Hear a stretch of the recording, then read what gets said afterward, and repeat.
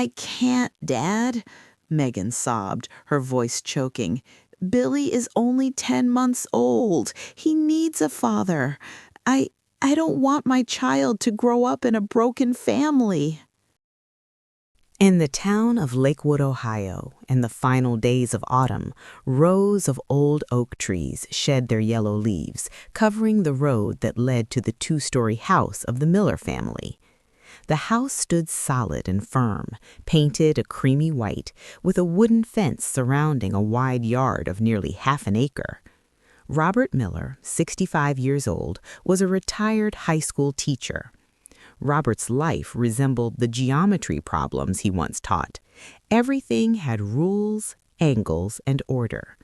He was an old-school family man, quiet, responsible, and always believing that hard work was the true measure of dignity. From the kitchen, the rich scent of apple cinnamon pie drifted through the air. Linda, his wife, was busy preparing dinner. At 62, she still kept the habit of carefully tending to every meal as she had when the children were young. She was the kind of woman who would forego buying herself a new coat to save money for Christmas gifts for her children, the kind who always found a way to excuse other people's mistakes with a familiar phrase, "They must have their own hardships." The roar of an engine suddenly shattered the quiet. Jason's old, dented pickup truck tore through the layer of dry leaves on the driveway, braking sharply right in front of the garage. "Ah," Robert sighed and set his coffee cup down. "He's home early again," he muttered. "It's only 2 in the afternoon." Jason Miller, 30 years old, stepped out of the truck and slammed the door shut. He had the same tall build as his father, but his shoulders always sagged with a careless air. Jason was the only scratch on the otherwise perfect picture of the Miller family. While his older sister Emily had settled down and worked as a manager at a bank 200 miles away, Jason remained like an overgrown child trapped in a delayed adolescence. Jason walked into the house and tossed his keys onto the kitchen table.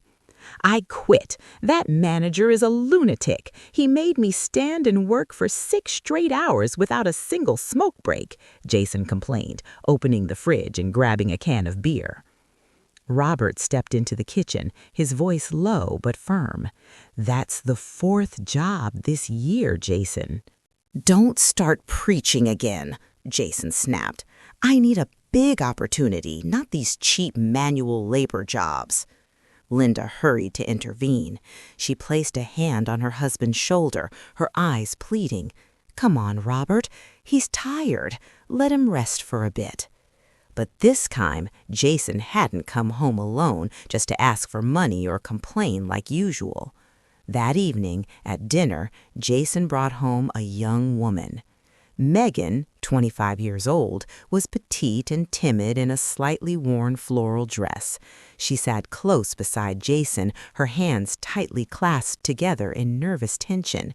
She was completely different from Jason's previous flashy, loud girlfriends. Her eyes were clear but heavy with sadness, carrying an air of quiet resignation.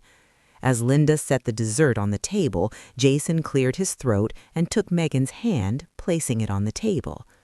"Mom, Dad, Megan is pregnant. 8 weeks already." The room fell into silence. The ticking of the wall clock became painfully loud. Robert stared at his son, then shifted his gaze to Megan, who kept her head lowered. "I want to marry her," Jason declared, as if announcing a settled matter. "I'll straighten my life out. This time it's real." Robert looked deeply into his son's eyes. He saw no maturity, only the same familiar impulsiveness. But when he looked at Megan and thought about the unborn child carrying the Miller bloodline, his rigid principles wavered. He feared his grandchild would be born into a broken family, feared the child would grow up without a legally recognized father. "All right," Robert said, his voice heavy as lead. "I and your mother will take care of the wedding, but Jason, this is the last time I trust you. For the child." Linda quietly wiped away her tears, half relieved, half worried, and hurried over to embrace Megan tightly. Outside, the wind began to rise, blowing dry leaves against the windows with sharp tapping sounds. The first storm of winter was approaching, but no one in that house knew that another storm, far more terrifying, had just begun to take shape inside the living room. That winter in Ohio arrived earlier and harsher than usual. A thick layer of snow nearly 10 inches deep covered the road in front of the Miller house, turning the town into a cold, endless white. 3 months had passed since the rushed wedding, and the initial forced cheerfulness had quickly faded, revealing a stark reality beneath. Jason had promised to change for the sake of the unborn child, and he truly had changed. He had changed jobs 3 times within just 90 days. "That warehouse supervisor is a complete psycho," Jason said, propping his large feet up on the expensive mahogany coffee table that belonged to his father, his eyes glued to the TV broadcasting a football game. "He made me walk nearly 10 miles a day in that freezing warehouse, carrying boxes weighing 50 pounds for dirt pay. I'm not a slave." Robert sat across from him, the newspaper in his hands slowly lowering to reveal eyes filled with disappointment. He looked at his son, a 30-year-old man, healthy, strong, fully able-bodied, sprawled there at 11 a.m. on a Tuesday. "Jason," Robert's voice dropped, restraining his anger. "Megan is 6 months pregnant. You need health insurance. The heating bill this month went up to $300. How long do you plan to live off your parents' pension?" I know," Jason shouted, tossing an empty beer can toward the trash, missing it. "I'm waiting for a better opportunity. Stop putting pressure on me. I'm already stressed out." Meanwhile, the atmosphere downstairs in the kitchen carried a completely different kind of heaviness. Megan was bent over scrubbing the sink. Her growing pregnancy made her back ache constantly, her legs swollen as if stung by bees. Every step felt heavy and slow. Though she lived with her in-laws, Megan's submissive nature pushed her to take on all the housework to compensate for her husband's lack of financial contribution. Linda walked into the kitchen and saw her daughter-in-law struggling to drag a large trash bag out the back door in the freezing snow. She rushed over in alarm and grabbed it from her hands. "Oh my God, Megan, what are you doing? Wake Jason up right now." Megan forced a smile, beads of sweat forming on her forehead despite the sub-zero temperature outside. "He's tired from job hunting, Mom. I can do it. This bag isn't heavy." Linda looked at her daughter-in-law, her heart tightening. She glanced toward the living room, where Jason's carefree cheering echoed loudly. She began to vaguely realize that Megan's gentleness was actually endurance bordering on weakness, while the hardship Jason complained about was merely an excuse for selfish laziness. That night, as Robert passed by the young couple's bedroom, he accidentally heard Megan's sobbing voice say, "Can you take me to my prenatal checkup tomorrow? The doctor said I'm showing signs of anemia. I get dizzy a lot." Jason's reply came cold and flat through the crack of the door. "I'm going fishing on Lake Erie with Mark tomorrow. Drive yourself or ask Mom. It's only 5 miles. Why make such a big deal out of it?" Robert stood frozen in the hallway, his hand gripping the oak stair railing tightly. He realized that the son he had once placed his hopes in had revealed himself as a man whose irresponsibility bordered on cruelty. April arrived. The snow in Ohio began to melt, but the suffocating tension inside the Miller household only grew stronger. Jason's promises to get his act together quickly dissolved. Jason officially abandoned any intention of finding a job. He declared that office work paying $15 an hour was an insult to his intelligence. Instead of submitting job applications, Jason found new excitement at rundown bars on the edge of town and illegal gambling dens hidden behind pool halls. Every night his pickup truck disappeared from the garage and only returned when the clock struck 3 a.m. One stormy night, Megan, now 8 months pregnant, sat curled up on an armchair in the dimly lit living room. She didn't dare sleep, worried that Jason might be driving drunk. When the door burst open, the stench of cheap bourbon and cigarette smoke rushed in, making Megan nauseous. Jason staggered inside, his shirt disheveled, his eyes glassy and unfocused. "Why are you still awake?" he growled when he saw her looking at him, his voice filled with irritation rather than remorse. "I was worried about you," Megan whispered, struggling to stand with her protruding belly to support him. "You promised you'd be home for dinner." Jason shoved her hand away roughly, causing Megan to stumble and nearly fall against the edge of the table. "Don't touch me. You're always whining, bringing bad luck. I go out to make business connections, you hear me, you stupid woman?" In reality, Jason's so-called business connections were all-night poker games. Robert began to notice that the cash he kept in his desk drawer was slowly disappearing, sometimes $50, sometimes $100. When he asked, Jason denied everything, or exploded in anger, slamming his bedroom door shut as if deeply wronged. Megan knew everything. She had found pawn shop receipts and poker chips in Jason's pockets while doing laundry.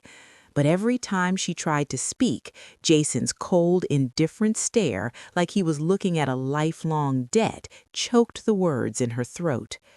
Megan's tears fell every night, soaking her pillow. She cried silently, afraid her in-laws would hear, afraid of hurting them. But she didn't know that in the next room, Linda was also lying awake, clearly hearing her daughter-in-law's muffled sobs and her son's carefree snoring.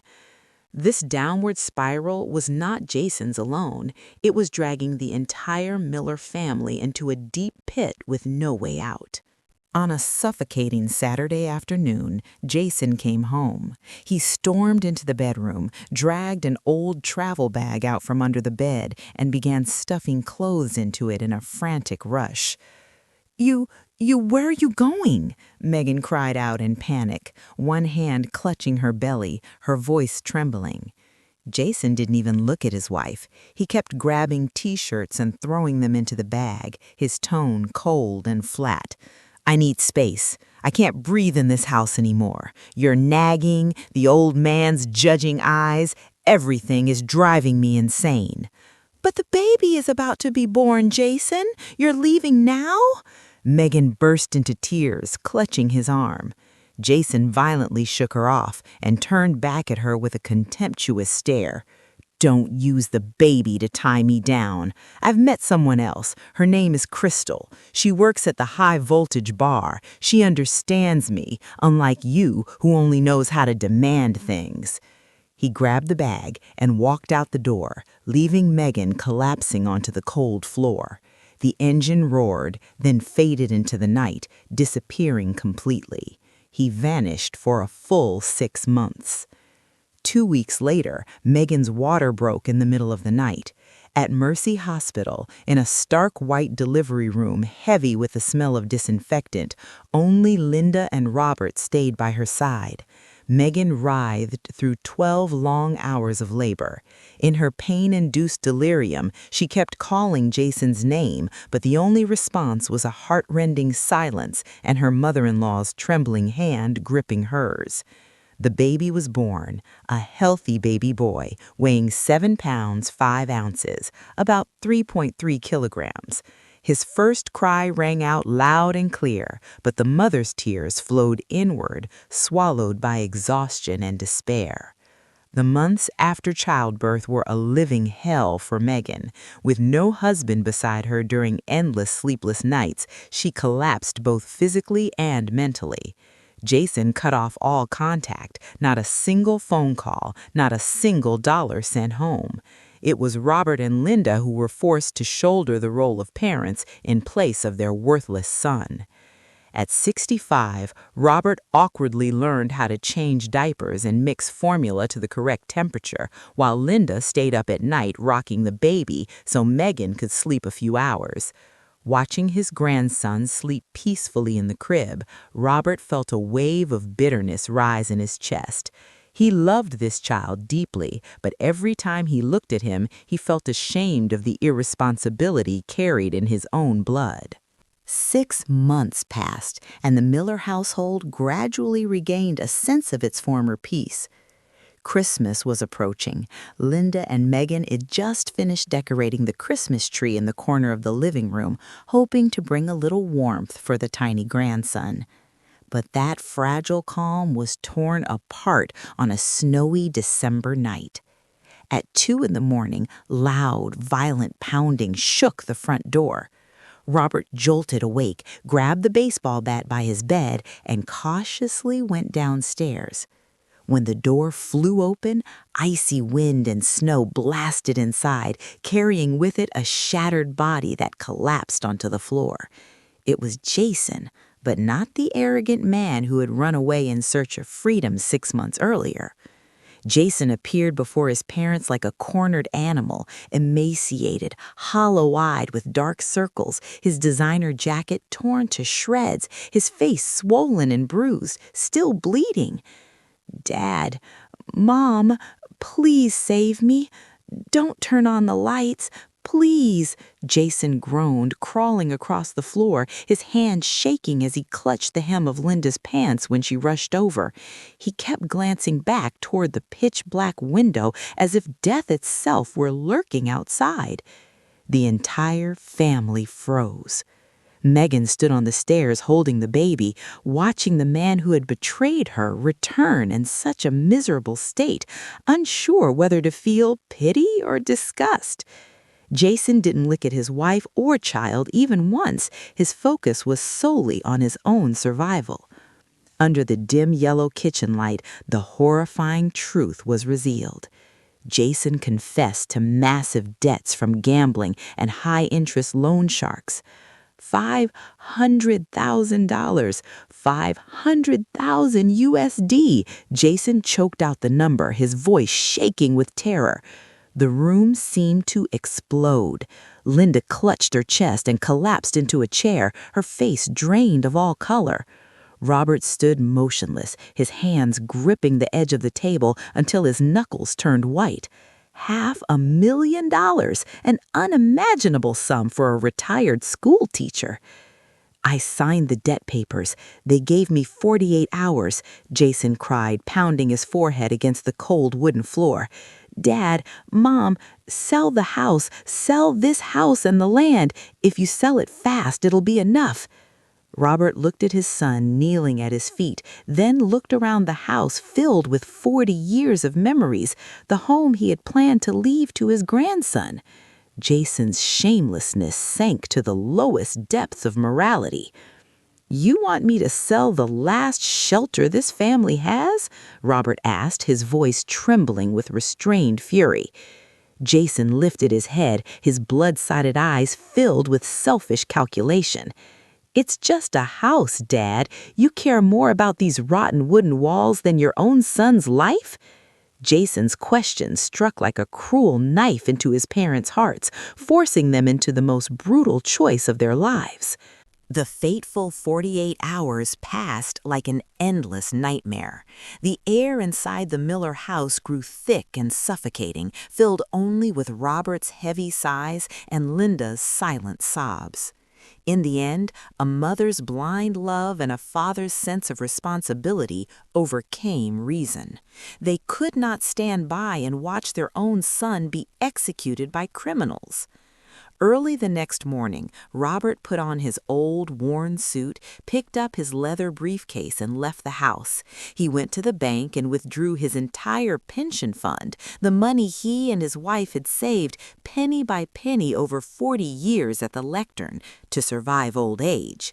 It still wasn't enough. He had to call a real estate agent and agree to sell half of the backyard land at a loss, the land with old oak trees and the apple orchard he had planted with his own hands when Jason was just learning to walk. Signing the land sale papers felt like Robert was cutting off a part of his own body.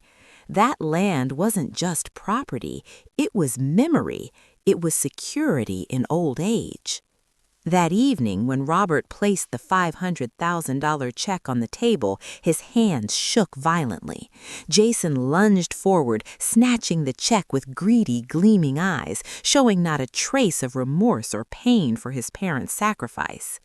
"Thank you, Dad. I knew you wouldn't abandon me," Jason shouted, his voice trembling with excitement at escaping death. He kissed the check and hurriedly stuffed it into his jacket, ready to rush out to meet his creditors.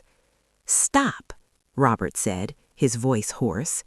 Jason halted and turned back impatiently. Robert looked deeply into his son's eyes, his aged gaze clouded with tears. "This is the money your mother and I worked our entire lives for. I didn't sell everything because you deserve it. I did it because I couldn't let my mother live the rest of her life believing she let her son die." He paused, swallowing hard. "But Jason, remember this. After this check, my mother and I have nothing left. We are completely broke." Jason nodded quickly, brushing it off. I know. I'll start over. I'll pay you back double." And with that, he disappeared into the night, leaving behind two elderly parents huddled on an old sofa, staring at each other in total helplessness. They had saved their son's life, but in doing so, they had also killed the last piece of their own. The storm of debt temporarily subsided after the $500,000 check was handed over. But instead of repentance, Jason quickly treated it as a workplace accident that had been neatly resolved. Just 1 week after escaping death, Jason returned to his old routine. He slept until 11 in the morning, woke up groggy, repeating his familiar line, "I need rest to recover mentally. That whole thing stressed me out too much." He sprawled on the sofa, watching mindless reality TV, while Megan juggled soothing a teething baby and secretly taking in laundry from neighbors to earn a few dollars for diapers and formula. Robert sat silently by the window, staring out at the backyard now split in half by a barbed wire fence. Half of the land he had poured his heart into now belonged to someone else. He looked at his 30-year-old son laughing carelessly at the TV, then at his gaunt daughter-in-law carrying the baby on her back while scrubbing the floor. A brutal but undeniable truth formed in Robert's mind. He had been wrong. Selling the land to pay Jason's debts wasn't saving him. It was helping him destroy his own life and the lives of everyone around him. The protection he and Linda offered was like a sweet poison, turning Jason into a morally rotten man. For the first time in his life, Robert looked at Megan not just as a daughter-in-law, but as a victim of his own family. That afternoon, Jason dragged himself into the kitchen, opened his wallet, and frowned. "Dad, give me $50. I need gas and a pack of cigarettes. The tank's empty." The air in the kitchen sank. In the past, Robert would have sighed, scolded him a bit, then handed over the money to keep the peace. Today, he calmly took a sip of tea, his eyes never leaving the newspaper. "If the car's out of gas, walk. If you want cigarettes, earn the money yourself," Robert replied, his tone calm and icy. Jason froze, thinking he had misheard. "What did you just say? I just went through a trauma." "A $500,000 trauma is more than enough," Robert cut him off, setting the newspaper down and looking straight at him. "From now on, I won't spend a single cent on your useless needs. If you want to live in this house, either get a job or keep your mouth shut." Leaving Jason standing there in shock, Robert walked over to Megan. He gently took his sleeping grandson from her shoulder. "Give the boy to me," his voice softened, full of care. "Go upstairs and rest for a while. You look exhausted. I'll take care of dinner tonight." Megan looked up, her eyes wide and brimming with tears. She had never seen her father-in-law so firm, so clearly on her side. In the eyes of the old teacher, she saw a profound change. He was no longer a blind father protecting a broken son. He was beginning to protect what truly deserved to be loved. Late one evening, when Jason was dead drunk and passed out upstairs, Robert found Megan sitting alone on the back porch. She was carefully mending Jason's old work jacket, hoping he would wear it to look for a job the next day. Under the dim yellow light, Robert could clearly see the faint bruises on his daughter-in-law's arm, the marks left from the accidental shove the day before when Jason had demanded money to buy alcohol. Robert stepped outside and pulled up a wooden chair to sit across from Megan. He didn't beat around the bush. His clarity and sense of responsibility pushed him to say the most forbidden thing a father could ever say. "Megan," his low voice broke the silence, "have you ever thought about leaving Jason?" Megan flinched, the needle piercing her finger until blood welled up. She looked up at her father-in-law in panic. "Dad, what are you saying? Do you want to throw me and my baby out?" "No, my child." Robert shook his head, his eyes filled with pain and remorse. "I'm advising you to get a divorce. Take Billy and leave this house. Leave my son." Megan froze. She had never imagined a father telling his daughter-in-law to leave his own flesh and blood. It was the most painful denial Robert had ever had to voice. "He is my son, but I know exactly what he is. Selfishness runs in his veins now. He's like a malignant tumor. If you don't cut it out, it will drain the life out of you and destroy the boy's future as well. You're still young. Don't bury your life here." Megan's tears spilled over, rolling down her cheeks, her bowed head, her thin shoulders shaking violently. Her mind knew Robert was right, but her weak heart and deep-rooted fear held her back. "I can't, Dad," Megan sobbed, her voice breaking. "Billy is only 10 months old. He needs a father. I don't want my child to grow up in a broken family. I believe he'll change. He just needs to get through this hard phase." Robert let out a long, heavy sigh, disappointment filling his chest. He saw blind determination in his daughter-in-law's eyes, the naive belief that a woman's sacrifice could redeem a rotten man. "There are fathers," Robert said, his voice hoarse like wind slipping through a crack, "whose absence is 1,000 times better than their toxic presence, Megan." But Megan shook her head and refused the advice. She chose to stay. She chose to keep hoping. She had no idea that this kind but misguided choice was about to push her toward the very edge Robert could already see. July scorched Ohio with temperatures reaching 95 degrees Fahrenheit. The oppressive heat combined with heavy humidity made the air inside the Miller house more suffocating than ever. Robert's patience was wearing thin. Just as Robert had predicted, Jason didn't change at all. Once the debts were paid, he acted as if he had been cleansed. He began hanging out again with his old friends, jobless men who spent their days talking about getting rich through baseball betting. Every cent of the meager unemployment benefits Jason received was burned on beer binges and scratch-off lottery tickets. The breaking point came on Billy's first birthday. Megan had saved every spare dollar from taking in sewing work to buy a small cake and a set of building blocks. She hoped Jason would come home early as he had promised, but 8 p.m. passed, then 10 p.m., and Jason still hadn't shown up. Near midnight, Jason finally staggered home, reeking of alcohol and cheap perfume. He didn't even remember what day it was. When Megan reproached him, he flew into a rage, smashed the birthday cake all over the kitchen floor, then stormed upstairs to bed, leaving Megan sitting there crying amid the smeared frosting and crushed crumbs. Robert, who had witnessed everything, stepped out. He didn't scold Jason anymore. He knew it was pointless. He silently grabbed a broom and helped his daughter-in-law clean the floor. "Megan," Robert said, This time, his voice no longer carried gentle persuasion, but hardened like cold steel. You need to hear this truth, a truth your mother-in-law, Linda, has always tried to hide from you. Megan lifted her swollen eyes to look at him. When Jason was 16, he stole money meant for his grandmother's surgery to go out with his friends. We forgave him, covered it up, thinking he was just young and foolish. At 22, he caused a hit-and-run accident. I had to sell my favorite car to settle it. His entire life, Jason has never taken responsibility for anything. He's not immature, Megan. He is a cold, rotten man. Robert took his daughter-in-law's trembling hands.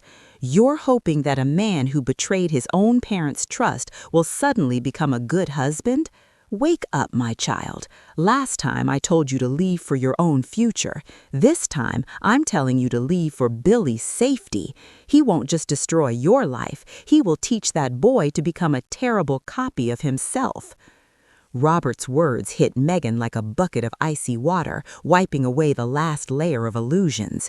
She looked upstairs, where Jason's carefree snoring echoed steadily. Her heart began to shake violently. The complete family she had tried so desperately to protect now revealed itself as a dark prison. I need time to think," Megan stammered, her voice trembling but no longer fiercely resistant like before. "But I'm scared. I have no money, no place to go." "As long as you dare to decide," Robert looked straight into her eyes, determination blazing within his own, "I will stand behind you." 2 weeks passed after that late-night conversation. Megan lived in a suspended state, torn between leaving and staying. But fate, cruel and decisive, delivered the answer for her on a beautiful Sunday afternoon. Around 4 p.m., Megan was playing with Billy in the front yard. Mrs. Anderson, the neighbor who lived 2 houses down, was walking her dog past them and waved cheerfully. The atmosphere was unusually peaceful. Suddenly, Jason's familiar Ford F-150 pickup turned onto the street. Instead of pulling straight into the driveway, the truck screeched to a stop at the stop sign, about 100 feet from where Megan stood. Jason didn't notice his wife and child in the yard. The driver's side window rolled down. A young woman with platinum blonde hair, wearing a revealing spaghetti-strap top, leaned over from the passenger seat. In broad daylight, in full view of the neighborhood, Jason grabbed her and planted a passionate kiss on her, his hand dangling arrogantly out the window, flicking a cigarette. Mrs. Anderson froze in the middle of the street, one hand covering her mouth in shock, then glanced toward Megan with pity.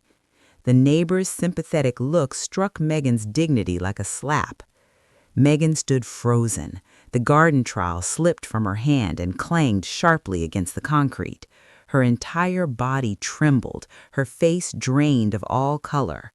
She realized that Jason wasn't just cheating, he was openly trampling on her honor right in front of her own home. He didn't see her as a wife. He didn't even see her as a human being with feelings. The pickup roared off, leaving behind a cloud of dust and the woman's giggling laughter echoing in the air. The front door opened. Robert stepped down the porch steps. He had seen everything through the living room window.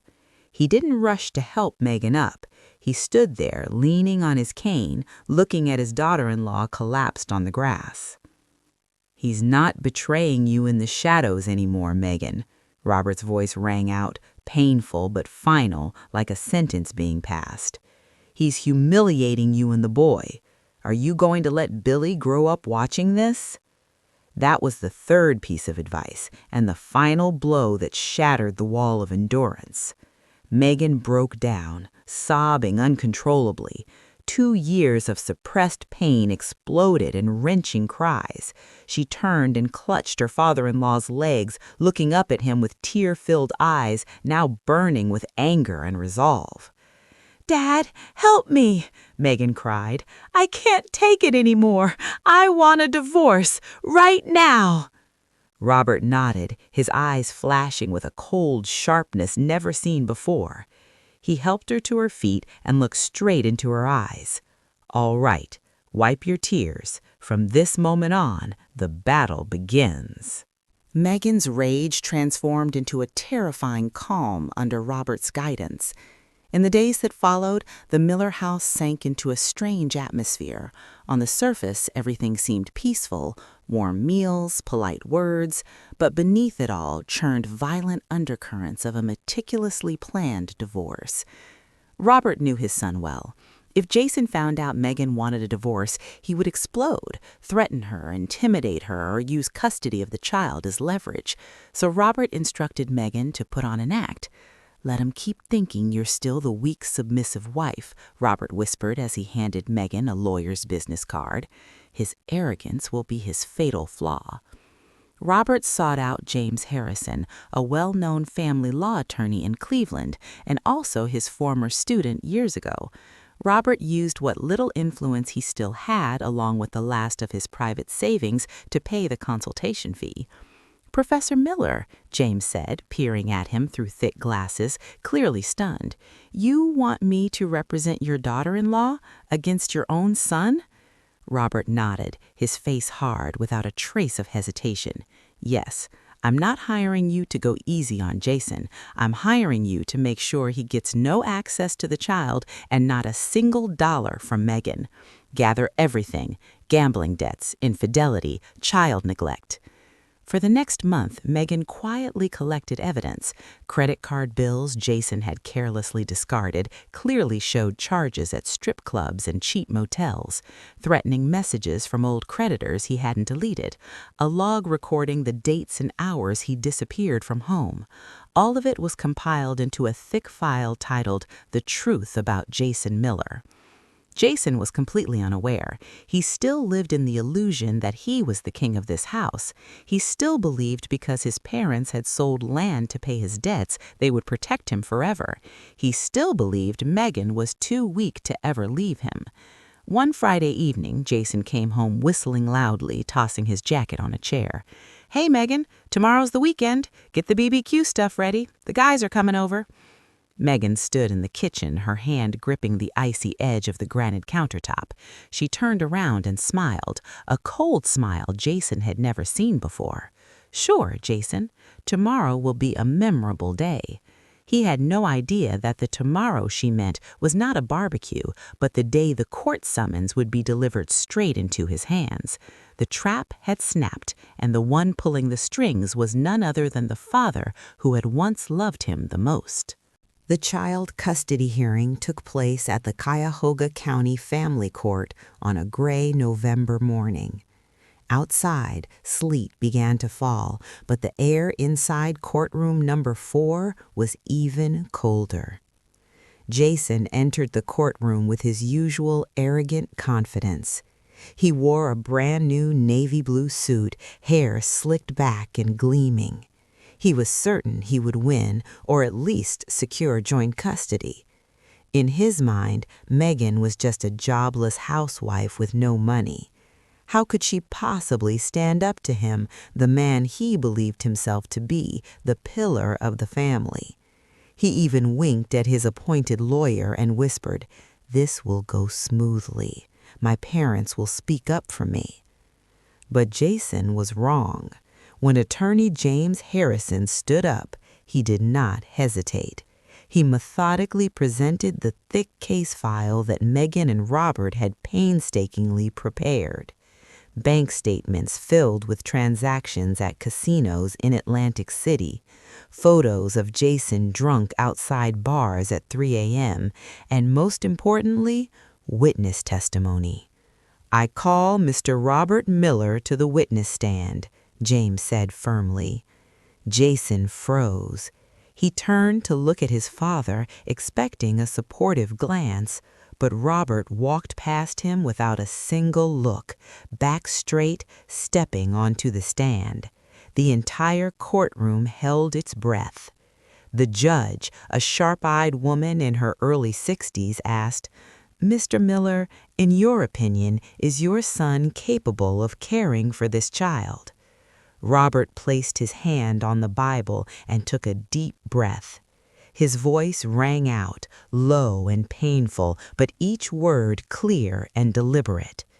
"Your Honor, I love my son, but as a grandfather, I must tell the truth. Giving this child to Jason right now would be a crime.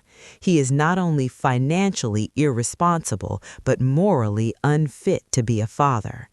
Jason jumped to his feet, shouting, "Dad, what the hell are you saying? Have you lost your mind?" The judge's gavel slammed down sharply. "Order!" Robert's testimony was the final nail in the coffin of Jason's arrogance. At the end of the hearing, the verdict was delivered swiftly. Megan was granted sole custody. Jason was allowed supervised visitation twice a month and ordered to pay $1,200 a month in child support. Jason stormed out of the courthouse, his face flushed with rage and humiliation. He was about to block his parents' path and unleash his fury when, stepping down the courthouse stairs, his phone vibrated violently. A message from an unknown number appeared, short but enough to send a chill down his spine.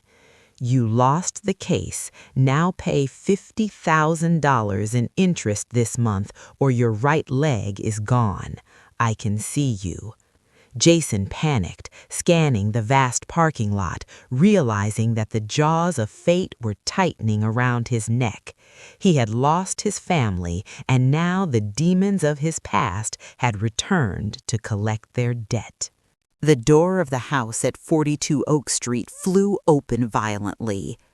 Jason rushed into the living room, breathing hard, his face drained of all color.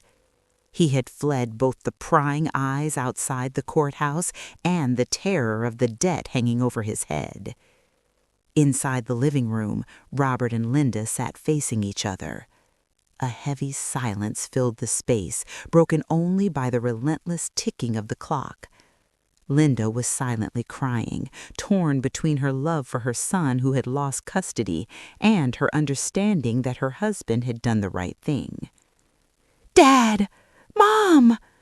Jason collapsed onto the wooden floor, crawling to Robert's feet, clutching the hem of his pants like a drowning man grasping for driftwood. "Save me! They just texted me! $50,000 in interest! If I don't pay before midnight, I'm dead! Dad, you still have that life insurance policy, right? Or mortgage this house! Please, Dad, just this once!" Linda instinctively tried to stand, driven by a mother's urge to protect her child, but Robert's resolute, deeply sorrowful gaze held her back. He did not look at Jason with anger, but with profound pity. "No, Jason," Robert said softly, his voice light yet echoing like a funeral bell. "There will be no more money." Jason jerked his head up, eyes wide in shock. "What did you say? You're going to watch me die? You just took away my custody in court, and now you want to push me to my death?" Robert slowly stood. He pulled a thin envelope from his breast pocket and placed it on the table. "There's $200 in here, enough for you to rent a cheap room for a while and buy food. That's all I can give you." Jason swatted the envelope onto the floor, screaming in despair. "What the hell can $200 do? I need 50 grand! You're my father! How can you be this cruel?" Robert looked straight into the eyes of his 30-year-old son, still crying like a child, and spoke slowly and clearly before the entire family. "I am not abandoning you, Jason. I am simply choosing not to help you destroy another life." He paused, swallowing his pain. "You've destroyed your own life, drained your parents' old age, and nearly buried Megan's and the boy's future. If I give you money now, I wouldn't be saving you. I'd just be killing you more slowly. It's time for you to face the demon you created yourself, no matter how high the price." The room fell into deadly silence. For the first time in his life, Jason realized that his eternal lifeline was gone. He looked into his father's eyes and saw nothing but cold, unyielding resolve. The door slamming shut behind Jason was the moment the gates of hell truly opened for him. With no more financial milk from his parents, his last shield shattered. Creditors lost patience and sued him for credit fraud. His Ford F-150 pickup, the last symbol of his pride, was repossessed by the bank right on the street. The former brothers from his drinking days turned their backs on him, treating him like a leper. In just 3 short months, the arrogant man lost everything: home, car, dignity. He became homeless, drifting through rundown motels on the outskirts of town, alone with the severe consequences of his own actions. In stark contrast to the darkness swallowing Jason, hope was reignited at 42 Oak Street, glowing brightly from the ashes. Robert and Linda poured the remainder of their modest retirement savings into helping Megan return to school. Not wanting to betray her parent-in-law's faith, after 2 years of working and studying, Megan graduated at the top of her nursing class and was officially hired by the town's general hospital. She not only became financially independent, but also rediscovered the confident smile she had lost. Little Billy grew up without his father's presence, but his soul was nurtured by the immense love of his grandparents and the resilience of his mother. 5 years later, Autumn returned to the town of Lakewood, painting the old oak trees in gold. Robert, now with silver hair and slower steps, sat in an old armchair on the porch. In his arms was 6-year-old Billy, engrossed in a storybook. The afternoon sunlight bathed their peaceful faces. Linda leaned against the doorway, her eyes moist but her lips curved into a fulfilled smile. She knew the storm had truly passed over this house. Emily, the eldest daughter, home for Thanksgiving, quietly stepped beside her mother, gazing at the family scene. She looked at her sister-in-law cheerfully setting the table inside, then at her father tenderly holding his grandson. Emily placed a hand on Linda's shoulder and gently spoke the words that closed everything. "Dad made the right choice, didn't he, Mom? A real family is about sacrifice, love, and responsibility." If you were in Robert's position, would you have the courage to make such a painful decision? Share your thoughts in the comments below, and don't forget to subscribe now so you won't miss the next touching stories.